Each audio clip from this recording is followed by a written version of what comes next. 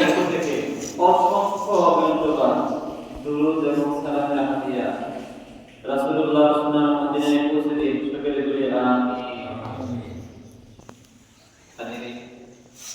আল্লাহ পাক যদি তৌফিক দান করেন আজকে কিছু কথাবার্তা বলতে ইনশাআল্লাহ তওবা নিয়ে। আমরা মানুষ, আল্লাহ পাক আমাদেরকে দুনিয়াতে পাঠিয়েছেন আল্লাহ পাকের হুকুম বাস্তবায়ন করার জন্য, আদেশগুলোকে মানার জন্য এবং নিষেধগুলো থেকে দূরে থাকার জন্য। কিন্তু অনেক সময় এমন দেখা যায় যে আমরা আল্লাহ পাক যেগুলো করতে নিষেধ করেছেন আমরা সেগুলো করি। এটা অন্যায় গুনাহ। এই গুনাহ আমাদের হবে না স্বাভাবিক। হাদিসে আসছে আল্লাহ হাবিব বলেছেন যে কুল্লু মানে আদম খাতাও, যে প্রত্যেকটি আদম সন্তান, পৃথিবীর প্রত্যেকটি মানুষ ভুল করে। ও খায়রুল খাতাইনা আত-তাওয়াবুন, এবং এই ভুলকারীদের মাঝে ওই ব্যক্তি উত্তম যে ব্যক্তি তওবা করে। বলতে কে উত্তম? যে ব্যক্তি তওবা করে। এজন্য আমাদের ভুল হতেই পারে, আমরা মানুষ, আমাদের ভুল হতেই পারে, কিন্তু ভুল হয়ে গেলে এরপর সেই ভুলের উপর থাকা এটা দূষণীয়। সাথে সাথে তওবা করতে হবে। তওবা করতে বিলম্ব করা যাবে না। পাপ এখন করতেছি, পাপ করতে থাকি, অনেক বয়স্ক হবো, বয়স্ক হইলে পরে আমি তওবা করব, এমনটা মনে করা যায় না। যে ব্যক্তি পাপ করে মনে করে পাপ করাতে কারণ নাই, পাপ করা মানে কি? এর অর্থ হচ্ছে যে আল্লাহ পাকের হুকুমের বিরুদ্ধে যায় কাজ করা, এটা তো একটা অন্যায়। আবার আমি দেরি করবো, ওই পর্যন্ত আমি বাঁচবো কিনা বলে, এটা কি বলা যায়? কেউ বলতে পারে? কেউ বলতে পারবে না। এজন্য যখনই পাপ হয়ে যাবে সাথে সাথে তওবা করতে হবে, দেরি করা যাবে না। উদাহরণস্বরূপ আমরা বলতে পারি, মনে করেন কারো ঘরের সামনে একটা গাছ হইল, চারা গাছ। এখন গাছটা আমরা কিন্তু তুলে ফেলবো, রাখবো না, রাখলে ক্ষতি হবে আমাদের। বুদ্ধিমানের কাজ কি? যে গাছটা যখন ছোট চারা গাছ তখন তুলবে, এটি কিন্তু বুদ্ধিমানের কাজ। যদি কেউ মনে করে গাছটা তুলবো পরে তুলি, বড় হয়ে গেলে কি হবে? গাছের শিকড় চতুর্দিকে ছড়াই যাবে, গাছের ডাল বড় হয়ে যাবে, এটাকে তুলতে অনেক কষ্ট হবে। এই জন্য যে ব্যক্তি পাপ করে সে তখনই পাপ ছাড়তে পারলো না, পাপ করলো, আবার যে পরে পাপ ছাড়বে, ত্যাগ করবে, এটার কোনো গ্যারান্টি নেই। হাদিসে এরকম আছে যে একটি মুমিন বান্দা যার অন্তরে আল্লাহ পাকের ভয় আছে, সে যখন কোনো পাপ করে, পাপকে মনে করে পাহাড়ের মতো, এই বুঝি পাহাড় আমার মাথার উপর আসবে, সে সাথে সাথে তওবা করে, দেরি করে না। কেন? হাদিসে বলা আছে পাহাড়ের মতো পাপ, কিন্তু পাহাড়ের চেয়ে তো আরো বড় জাহান্নামের আগুন। এখানে মোটেও দেরি করা উচিত না। আর যে ব্যক্তি মুনাফিক, যার ভিতরে নেফাকি রয়েছে, সে পাপকে মনে করে মাছির মতো। একটা পাপ করলো, আমরা যখন মাছি বসে নাকে মুখে আমরা তাড়াই দিই, আরেকটা বসে তাড়াই দিই, আমরা কিছুই মনে করি না। এরকম মুনাফিকরা মনে করে এই পাপ স্বাভাবিক, মাছির মতো মনে করে, তারা তওবা করে না। এই জন্য হাজিরিন, যখনই গুনাহ হয়ে যাবে আমাদের, আমরা তওবা করব। তওবাটা হচ্ছে হাদিসে বলা হয়েছে আর নাদামাতু তাওবাতু, যে অনুশোচনা করা, এটাই তওবা। আমি একটা অন্যায় করছি, করার পরে আমি মনে মনে চিন্তা করলাম এটা করা উচিত হয় নাই, এটা আমি অন্যায় করেছি, আমি আল্লাহর কাছে কি সাক্ষ্য দেব? আমি লজ্জিত হইলাম, মনে মনে নিজে নিজে অপমান বোধ করলাম। আল্লাহ জিজ্ঞাসা করবে আমি কি বলবো, আমার কি উত্তর আছে? এই যে মনে একটা অনুশোচনা ভাব, এটাই তওবা। এটা করা যাবে না। গুনাহ হয়ে গেছে, সাথে সাথে তওবা করতে হবে। হাদিস শরীফে আসছে যে তওবা করলে আল্লাহ কেমন খুশি হয়। হাদিসে এমন রয়েছে যে কোন এক ব্যক্তি ধরে সে দীর্ঘ সফরে গেল, মরুভূমির রাস্তা উঠ দিয়ে সফরে গেল, যাইতে সে দূরে কোথাও গেল, তার শরীর শ্রান্ত ক্লান্ত, এখন সে শুইল, উটটাকে মাথার পাশে বেঁধে সে ঘুমাইল। ঘুম থেকে উঠে দেখলো তার উট নাই। এখন সে তার গন্তব্যে পৌঁছবে, আর কোনো বাহন নাই, মরুভূমি, পায়ে হেঁটে চলা যায় না, উত্তপ্ত বালু। তখন এই ব্যক্তি উটকে খোঁজাখুঁজি করতেছে, অনেক দূরে খুঁজতেছে, বিভিন্ন জায়গায় খুঁজতেছে, উট পাইতেছে না। এক সময় খুঁজতে খুঁজতে সে খুব ক্লান্ত হয়ে গেল। এখন চিন্তা করলো, এখন আমি আর উট খুঁজবো না, যা হওয়া হবে, হয়তো এখানে মৃত্যু হবে, আমার তো পথ নাই, আমি কিভাবে যাবো। তখন সে আগে যেখান থেকে খোঁজা শুরু করছিল, যেখানে হারাইছিল, সেখানে সে আবার আসলো। আয়সা সে শুয়ে পড়ল। শোয়ার পরে যখন হঠাৎ করে তাকাই দেখলো তার সেই মাথার সেই উট। তখন ওই অসহায় ব্যক্তি যে বাচ্চা মারা যাবে, আমার কোনো পথ নাই, ওই ব্যক্তি যতটা খুশি হবে উটকে পায়া। এটা মানুষ যখন তওবা করে, আল্লাহ পাক ওই ব্যক্তি যে হাজার খুশি হয়। চিন্তা করছেন, আমরা তওবা করে আল্লাহ খুশি হয়। আমরা সমস্ত পৃথিবীর মানুষ যদি গুনাহ করি, আল্লাহ পাক কিছু কমবে বলেন? কিছু কমবে? কিছুই কমবে, আল্লাহ পাক কিছুই হবে না। তারপর আল্লাহ পাক আল্লাহ খুশি হয়। হাদিসে এমন রয়েছে, একজন ব্যক্তি যখন পাপ করে কোনো এক জায়গায়, তখন ওই জায়গার মাটি পর্যন্ত বলে, আল্লাহ আপনি আমাকে এই সক্ষমতা দিন, আমি মাটির ভিতরে তাকে নিয়ে আসবো, এনে আমি তাকে শাস্তি দিব। আল্লাহ পাক বলে, ধৈর্য ধর আমার বান্দা। ওরকম যেইখানে সে গুনাহ করে, সে আসমান উপরে আসমান বলে, আল্লাহ এই ব্যক্তি গুনাহ করতেছে, তুমি আমাকে হুকুম দাও, আমি তাকে আসমানে নিয়ে আসি, এনে তাকে আমি শাস্তি দেই। আল্লাহ বলে, ধৈর্য ধরো, আমি বান্দাকে সৃষ্টি করেছি, তুমি তো সৃষ্টি করো না, হয়তো আমার বান্দা তওবা করে আমার কাছে ফিরে আসবে, সে তার অন্যায় বুঝতে পারবে, আমাকে মাফ চাবে, আমার কাছে মাফ চাবে। চিন্তা করেন যে মাটি পর্যন্ত রাগ হয়ে যায়, আমরা যখন গুনাহ করি, অন্যায় করি। অন্যায়টা এত খারাপ জিনিস, পাপ কাজটা এত একটা নাপাক জিনিস, মাটি আসমান রাগ হয়ে যায়, আল্লাহ কাছে হুকুম চায়। কিন্তু আমরা এই পাপটা করতে বেশি পছন্দ করি, আমাদের খুব ভালো লাগে। এই জন্য হাজির পাপ করা যাবে না। হাদিসে এমন রয়েছে যে আল্লাহ কেমন ভালোবাসে বান্দাকে। বুখারী শরীফে হাদিসে আসছে যে এক ব্যক্তি একটা পাপ করলো, অন্যায় করলো, অন্যায় করার পরে সে একসময় বুঝতে পারলো যে আমি পাপ করছি।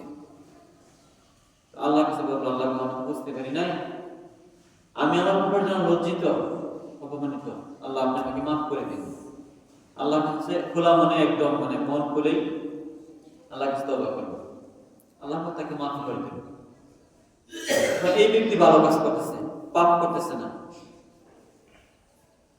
হঠাৎ করে কিছুদিন পরে সে আবার এক পাপ করলো, সে আবার বুঝতে পারলো যে আমি অন্যায় করেছি, বলবো আল্লাহ গো আমি আবার অন্যায় করছিলাম, আমি তো বুঝতে পারি নাই, আমাকে মাফ করে দিন। আল্লাহ তাকে মাফ করে দিল।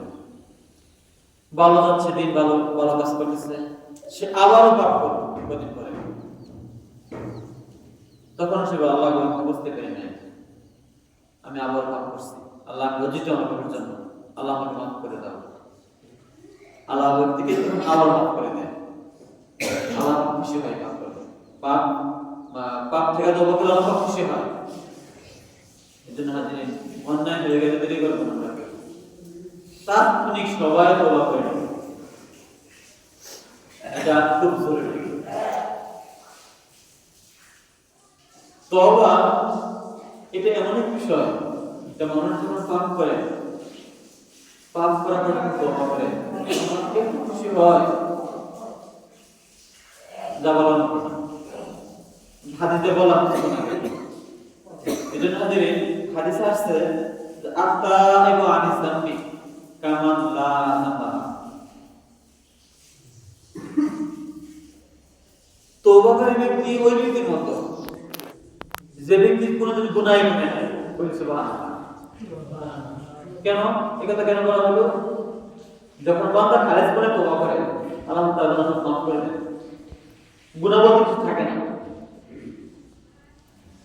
ব্যক্তি যখন বুঝে যায় অন্যায় করেছে, যখন তওবা করে, হাদিসে এমন রয়েছে যেই জায়গায় সে গুনাহ করলো সেই জায়গাটা সাক্ষী থাকে, সেই জায়গাটা আল্লাহ ভুলিয়ে দেন পাপের কথা। বলি সুবহানাল্লাহ। চিন্তা করছেন?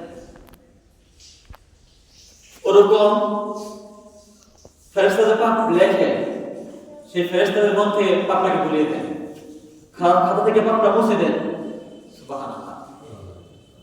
যে আসমান দিয়ে পাপ উঠে, যে দরজা দিয়া, সেই দরজা থেকে পাপটাকে মুছে দেন আল্লাহ পাক। আল্লাহ এত সৎ তওবা করে বান্দা। হাজিরিন, এই তওবাকে আমরা আমাদের জন্য ওয়াজিব করে নিব। যখনই কোনো অন্যায় হয়ে যাবে আমাদের কাছ থেকে, আমরা তওবা করব,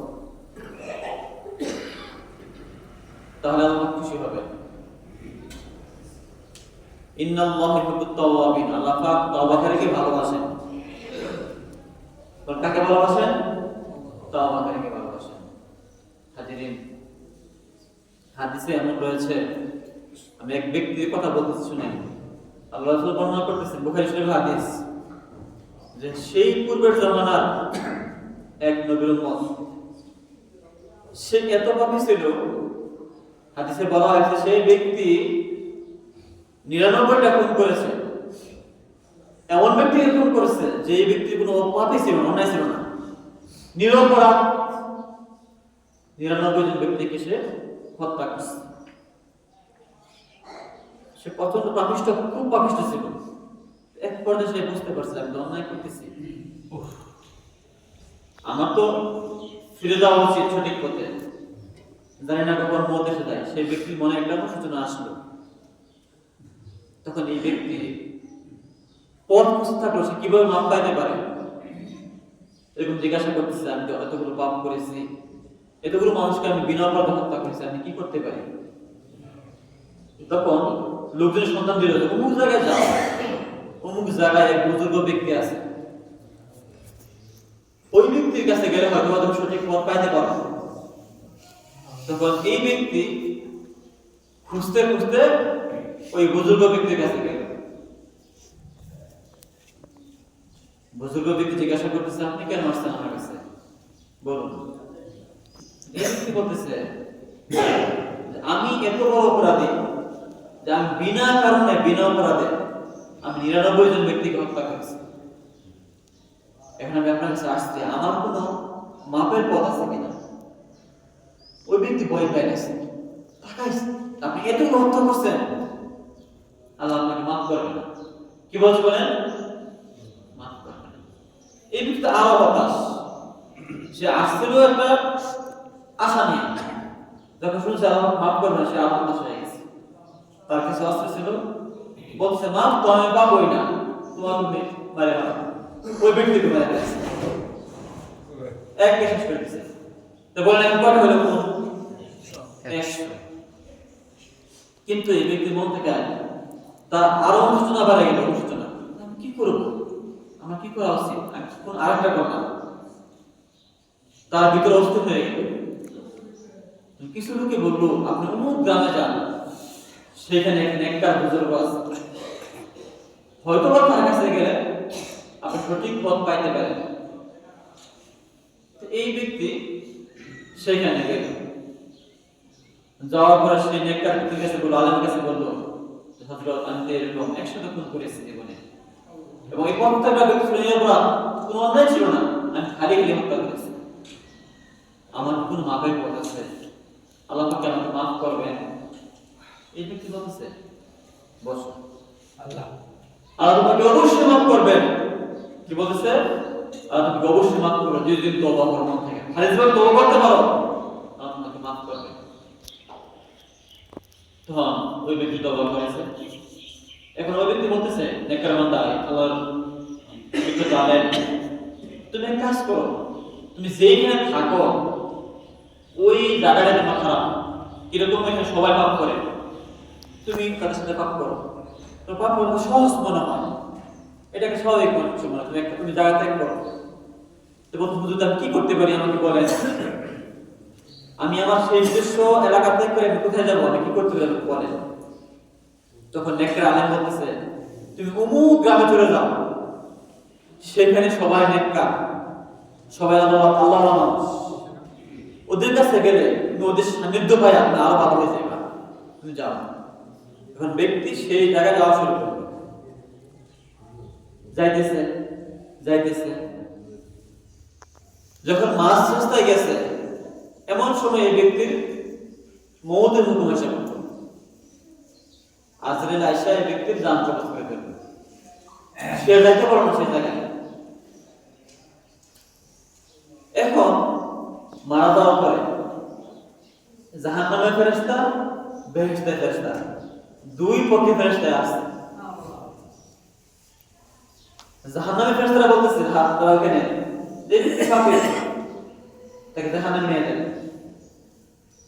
আর বেহেশতের ফেরেশতা বলতেছে না, এটা কি কাফির না, সে তওবা করছে এবং সে ভালো কাজে যাওয়া শুরু করছে, ভালো গ্রামে যাবে, ভালো মানুষের সান্নিধ্যে থাকবে, সুবোধ থাকবে, তাকে বেহেশতে নিয়ে যাবে। তাদের মধ্যে মোটামুটি টানাহাসি লাগে গেছে, কে কোথায় নিয়ে গেছে। আল্লাহ পাক বললেন তোমরা এক কাজ করো, এরকম টানাহাসি করবে না, তোমরা জায়গাটা মাপো যে এই ব্যক্তির বাড়ি যেখানে আর যেখানে যাবে মাপা দেখো কোনটা কাছে, কোনটা কাছে। যদি নেককার ওলাদা গ্রামে যাবে ওইটা কাছে হয়, এই ব্যক্তি বেহেশতে যাবে, আর যদি ওইটা দূরে হয় এই ব্যক্তি জাহান্নামে যাবে। তখন মাপা হয়েছে, মাপা পরে আল্লাহ পাকের রহমতে দেখে যে যেখানে যাবে ওইটা কাছাকাছি তার, তখন সিদ্ধান্ত হলে ব্যক্তি বেহেশতে যাবে বলি সুবহানাল্লাহ। আরেক বর্ণনায় আসছে যে ওইটা দূরে ছিল কিন্তু আল্লাহ পাক রাস্তাকে ছোট করে দিয়েছে, আল্লাহ বলছে রাস্তা তুমি ছোট হয়ে যাও যাতে ব্যক্তি বেহেশতে যেতে পারে। চিন্তা করছেন যে 100 খুন করার পরেও পরিপূর্ণ তওবা করার কারণে সে কি হইল, বেহেশতে বেশি হইল। এই জন্য যখনই আমরা গুনাহ করবো তাৎক্ষণিক তওবা করবো, তবে দেরি করবো না, বুঝতে পারছেন? হাদিসে আসছে একজন বান্দা যখন গুনাহ করে, যখন সে পাপ করে, তখন এই পাপ করার সাথে সাথে তার অন্তরে একটা দাগ পড়ে যায়, অন্তরে কিন্তু সাদা, সেটা কালো দাগ পড়ে যায়। হাদিসে বলা হয় যখন বান্দা তওবা করে, ইস্তেগফার করে যে আল্লাহ আমি বুঝতে পারি নাই, আমার অন্যায় হয়েছে মাফ করে দাও, ওই যে একটা দাগ পড়ে গেল, তওবা করার সাথে সাথে দাগটা আবার পরিষ্কার হয়ে যায়, সুবহানাল্লাহ। কিন্তু যে ব্যক্তি তওবা করে না, গুনাহ করতেছে, পরে আরো করতেছে, সে গুনাহ বাড়াইতেছে, এই ব্যক্তির অন্তরে এক সময় এই দাগ পড়তে পড়তে একদম কালো হয়ে যায়। বলেন কি হয়ে যায়? কালো হয়ে যায়। দেখবেন যে লোহা যে পানিতে ফেলে রাখেন, ময়লা ফেলে রাখেন, এক সময় মরিচা পড়তে পড়তে ওই লোহাটা কিন্তু অকিত হয়ে যায় না? ওরকম আমাদের অন্তরটা এক সময় পাপ করতে করতে তওবা না করলে একদম অকিত হয়ে যায়, এটাকে বলা হয় মোহর। তখন এই অন্তরে ভালো জিনিস ভালো লাগে না, ভালো কথা ভালো লাগে না, কোরআন তেলাওয়াত ভালো লাগে না, জিকির ভালো লাগে না, গান ভালো লাগে, পাপ কাজ ভালো লাগে। এই জন্য আমাদের অন্তর যেন ওরকম না হয় খেয়াল রাখতে হবে।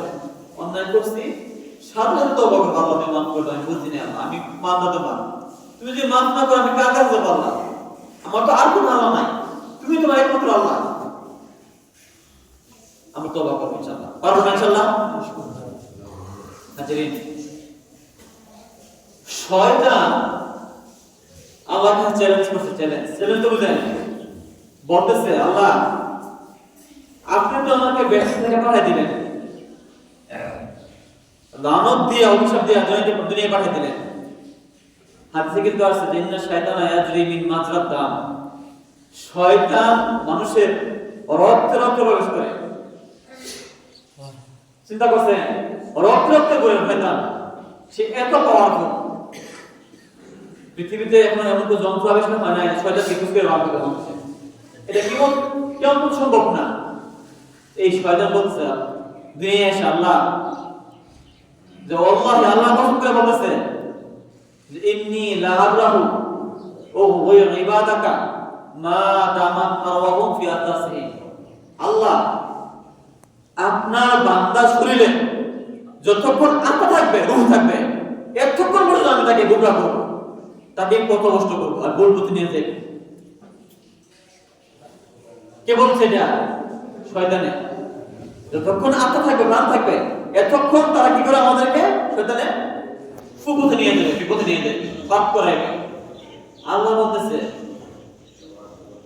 শয়তানকে চ্যালেঞ্জ করা হচ্ছে যে আমার ইজ্জতের কসম, আমার মহত্বের কসম, আমি আল্লাহর উচ্চ মর্যাদার কসম, লা আযালু আগফিরু লাহু মাস্তাগফিরুনি, যখনই আমার বান্দা আমার কাছে ক্ষমা চাইবে আমি তখনই তাকে মাফ করে দেব।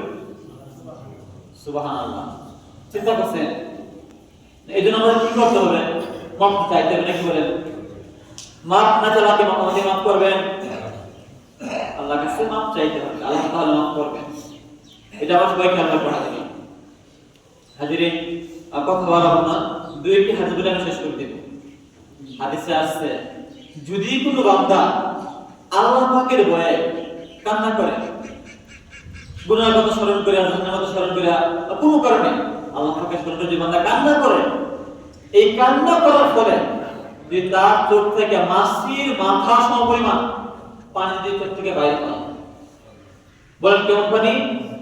মাছির মাথা সমপরিমাণ যে চোখ থেকে একটা পানি বাইরে হয়, এবং সে যদি সেই চোখের পানি কিন্তু গরম দেখবে, চোখের পানির কারণে চেহারার মধ্যে একটু উষ্ণতা অনুভব করে, হাদিসে বলা হয়েছে আল্লাহ পাক এই ব্যক্তিকে মাফ করে দিবেন, এই ব্যক্তির জন্য বেহেশতের জাহান্নামের আগুন হারাম করে দিবেন। সুবহানাল্লাহ। এজন্য কান্না করবেন, গুনাহ হয়ে আল্লাহর কাছে কান্না করবেন। যদি চোখের পানি বার করতে পারেন তা আমার জন্য আপনার জন্য জাহান্নামের আগুন হারাম। আল্লাহ পাক এত সহজ করছে। এজন্য আজকে বেশ কয়েকটি কাজ দেরি করতে হয় না, যখন তখনই করতে হয়, দেরি করা যায় না। যেমন গুনাহ হয়ে গেলে তওবা করতে দেরি করতে হয় না, সাথে সাথে আমরা তওবা করব ইনশাআল্লাহ। পারবো না? কোনো মানুষ মারা গেলে কাফন দিতে, কবর দিতে দেরি করতে হয় না, এটা তার চেষ্টা করবো আমরা। ছেলে মেয়ের বয়স হয়ে গেলে বিবাহের ব্যবস্থা করতে দেরি করতে হয় না, এটা তাড়াতাড়ি করবো ইনশাআল্লাহ। কারো থেকে ঋণ আনলে, ঋণ আনছেন, ঋণ পরিশোধ করতে দেরি করবেন না, তাড়াতাড়ি দিয়ে দিবেন। আল্লাহ পাক আমাদের সবাইকে খাঁটি মনে তওবা করতে তৌফিক দান করুন। আল্লাহ পাক আমাদের প্রত্যেককে তওবা করতে তৌফিক দান করুন। আমিন। হাজিরিন, দেখেন তওবা কতবার কবুল হয় হাদিসে আছে, এটা বলে আমি শেষ করে দেব। একটা মানুষ যখন মারা যাওয়ার পরে দেখবেন মানুষ মারা যাওয়ার পুরো মুহূর্তে মানুষটা তখন এলোমেলো হয়ে যায়, এদিক তাকায় ওদিক তাকায়। আমার কি বলে বলি কালেমা পড়ে, বলি না আমরা, সে কালেমা পড়ে না। ওই সময় ওই মৃত ব্যক্তির কাছে পরকালে বিষয়টি স্পষ্ট হয়ে যায়। যদি ব্যক্তি ভালো হয় তার কাছে বেহেশত নাজ নিয়ামত দেখতে পায় সে। যদি ব্যক্তি খারাপ হয় তখন তার কাছে জাহান্নামের আযাব বিবৃতি দেখা হয়, সে দেখতে পায়। ওই সময় বান্দার তওবা কবুল হয় না, এর আগ পর্যন্ত তওবা কবুল হয়। বুঝতে পারছেন? আল্লাহ পাক তওবা কবুল, এটা পশ্চিম থেকে সূর্য আগ পর্যন্ত কবুল করবেন তওবা। কিন্তু যে ব্যক্তি মারা যাইতেছে তখন তার মরার একটা গর্ব শব্দ আশা করছে, মরার ভাব তার শরীরে উঠতে উঠছে, সে তখন দেখতেছে কিনা কেন বুঝি না, পরার পর্যন্ত তওবা কবুল করেন। এই জন্য ওই পর্যন্ত অপেক্ষা করা যাবে না। কার কখন মৌত আশা করে কেউ বলতে পারি না আমরা। যখনই গুনাহ হয়ে যাবে তওবা করব ইনশাআল্লাহ। আল্লাহ পাক আমাদের প্রত্যেককে তওবাকারী হিসেবে কবুল করুন। সবাই বলে আমিন। আসসালামু আলাইকুম ওয়া রাহমাতুল্লাহ।